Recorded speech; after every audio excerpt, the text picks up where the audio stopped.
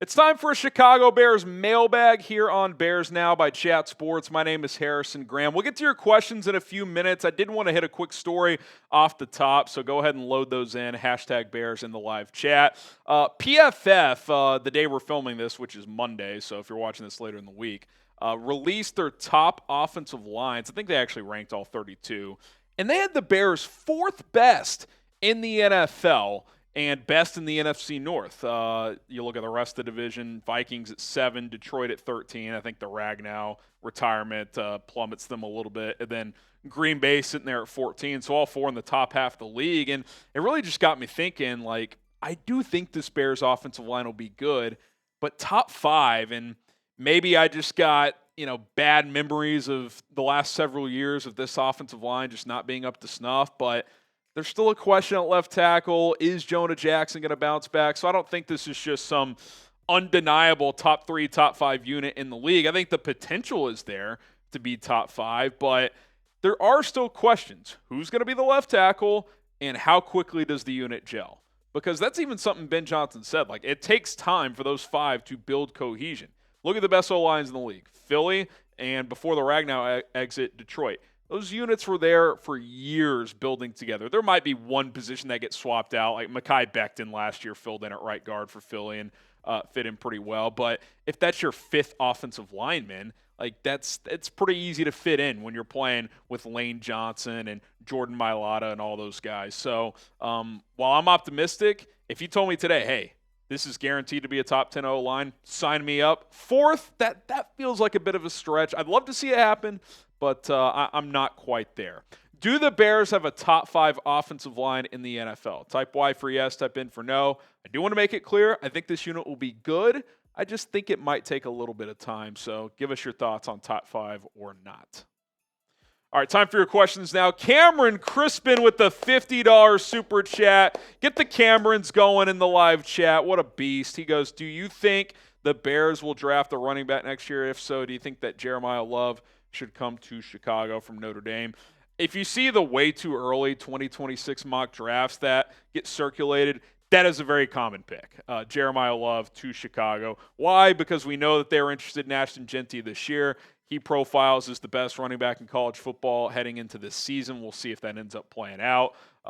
You think of recent years, it actually has not worked out that way for certain guys. I remember several years back, Chuba Hubbard was like, this guy is a lock first rounder. Didn't have a great senior year, ends up plummeting. Now he's had a nice career with Carolina. But that does happen with running backs sometimes, so we'll see how it goes this year. But if he has a big season and the Bears drafted him, I'd be pretty happy with it. I think Jeremiah Love is the full package, 3 down back and run, catch the ball. Excited to see what he does at Notre Dame this year. Cornelius with the 5, appreciate it. He says, Yannick Ngakoue, Darrell Taylor, can we pretty much bank Ryan Poles on signing an edge rusher? Yeah, I mean, he's been a guy that adds during training camp at a variety of positions. You think about his first year. He signed Riley Reif like 2 weeks before the season. To hold down the right tackle spot, which kind of worked, kind of didn't. He signed Ngakoue the next year. He's technically he actually traded for Darrell Taylor last year as a 6th-round pick, but do not be surprised if he adds a veteran or two between now and week 1, whether it's at running back, at edge, perhaps at another position like safety. I've maintained I think you need another pass rusher coming off the edge in this rotation, especially if a Dangbo is going to kick inside on certain downs like has been reported. So do you trust Austin Booker? Do you trust Dominique Robinson or Daniel Hardy?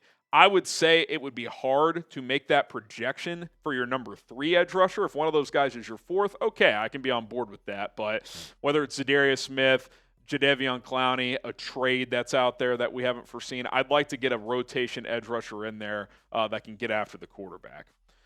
Have you guys subscribed to the channel? If you have, type FGB down in the comments. I want to know who the die-hard Bears fans are and the loyal Bears Now subscribers are. If you type FGB, I know you're a subscriber. I would greatly, greatly appreciate it.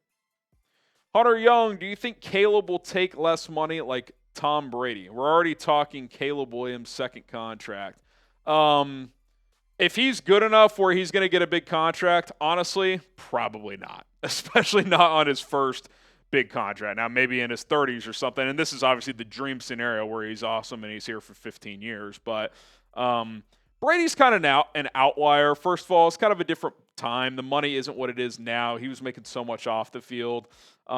You never know what a player might do, but these agents don't like taking discounts. And we know that Caleb and his camp, they're pretty business savvy. So if he's in a position to cash in, I wouldn't expect a discount. Now, maybe if him and the Bears work together and they can get him a big signing bonus up front, kind of Philadelphia style, to keep those cap hits down, it's a win-win. Yeah, like something like that. Players love more money up front. Why? Because you can invest it, and everyone will tell you in the business world, more money today, like the more you can get right now, that's the route you want to go. So let's just get to a point where we want to pay a quarterback a second contract for once, because that never happens in Chicago. I think there's a good chance it'll happen, but we still got a long way here. All right, DC Viper, appreciate it. Do you think Case Keenum will be the number 2 behind Caleb, and what is Tyson's future in Chicago? Does he get re-signed? I would say this. If Case Keenum wins the backup job and is the true number 2 behind Caleb this year, that would lead one to believe that Tyson's probably gone after this year. If Bagent wins the backup for a third straight year, if he's the number 2 and Keenum's the 3, and by the way, I don't want to be clear. I think both are on the 53. I think they're going to carry 3 this year. I think then Bagent could be a guy you keep long-term because he's still young. There's talent there. I have no idea what his market would be. I think there'd be some intrigue, at least as a notably paid backup, maybe $5-7 million somewhere. I don't think there would be a starting opportunity for him on the open market. But if Case Keenum beats him out and is the true backup all year, that probably means Bagent goes elsewhere. I would just guess he, starting next year, would want a fresh start with a different team. But never know how it'll play out. I like Bagent. I think he can be a good backup in this league for a while, can be a spot starter. I'm not convinced he could be a full-time starter, but I think there is some intrigue there. Did go 2-2 as a fill-in starter as an undrafted rookie when Justin Fields missed a month a couple of years ago. Okay, predict the 2025 NFC North standings from 1 to 4. You don't have to throw records in there or anything, but who's going to finish first, second, third, and fourth? Hopefully the Bears are not bringing up the rear. All right, we got a few more here. Stefan says, I think that the Saints are going to trade a lot of their players at the deadline, and maybe the Bears try to trade for Kamara. I actually talked about Alvin Kamara on my other channel, 4 Verts, as like a potential midseason trade guy, and you always think about, okay, good players, bad teams. Who could be on the move at the deadline? I think he's someone. Now, he signed an extension last year. He loves New Orleans. I think it would take a lot for him to want to go somewhere else, but unless he has a no-trade clause that I'm unaware of, the Saints could trade him if they got an offer they liked. Jonathan Taylor, I think, fits that bill. If it's going south in Indy, I could see the Colts pivoting off him, kind of Christian McCaffrey style a couple years ago with the Panthers. So, yeah, we know Ryan Poles has made some midseason trades as well. But, yeah, I think the Saints are a team that they could be pretty bad, so they could move off some of their old money. LaCora, over under $11 million for Za'Darius 1-year deal. Oh, I think under. If it costs that much, not only do I don't think the Bears would do it, I actually wouldn't even advise that. At this point in free agency, you just don't have to throw that type of money out.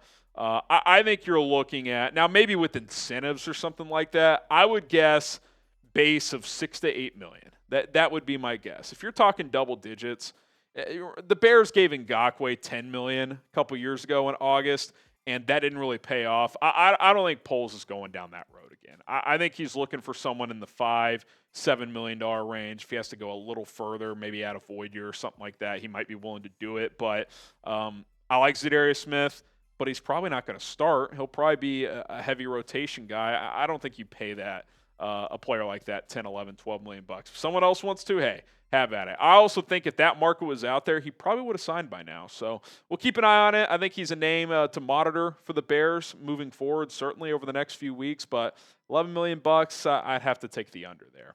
Appreciate all the questions. If you have more, you know where to find me on social media, at HGramNFL on Twitter and Instagram. DMs are wide open. If you want to give me a follow and ask me your questions over there, you can do so. I'll try to get back to you guys in a quick manner.